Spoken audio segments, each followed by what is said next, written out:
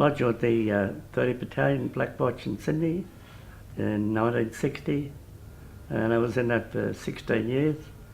I'd done all my military exercises and bivouacs, and because I was a reservist, well, it was CNF in them days, and there were reserve forces. And I was involved in the pipe bands as well. I was a side drummer in it. So we had our army parades on Tuesday and band practice on the Thursday or weekends. Yeah, I had a pretty good career in the army and the band in my days of the 16. And then 1998, they formed up an association where we had our own banners to march for, and I stayed in that as voluntary for another 10 years. And we hung up our colours in St Stephen's Church in Sydney, and that was a massive parade. And them days in the 60s and the 70s, we were the most famous band in the services, because they all wanted 30 Battalion pipes and drums to play at the Victoria Barracks and Holsworthy and all that sort of thing.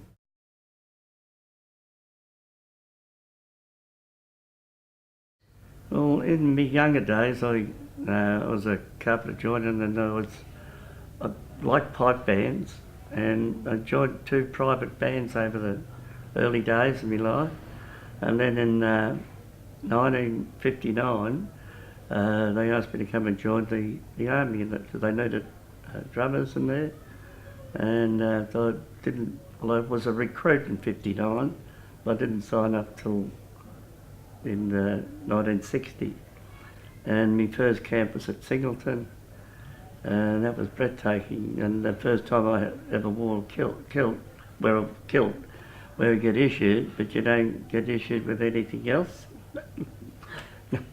And if I can say, and that was very embarrassing when I went into Singleton camp. The mayor invited us in the city, and I had to jump out of a truck, and the kilt goes up, and everyone's looking at you. So that was the embarrassing part of it. For initiation, the army. From there on, you never looked back.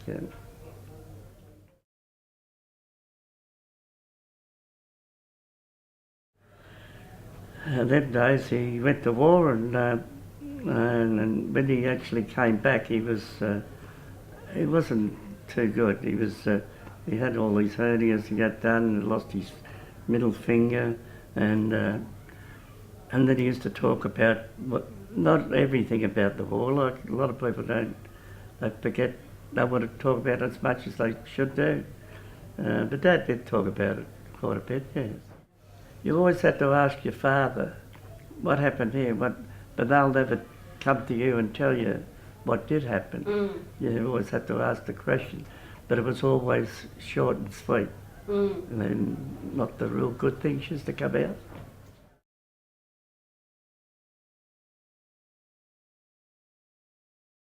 Yeah, we was in a bunker, and a grenade come over and blew up a few of they lost 2 guys next to him, and he himself was wounded, and that's I think not long after that, I think that's where they had to ship him off into England, and he operated on over there, and but the finger was gone.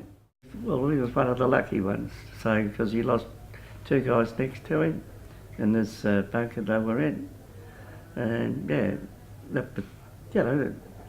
it's a sad feeling when your dad tells you these things.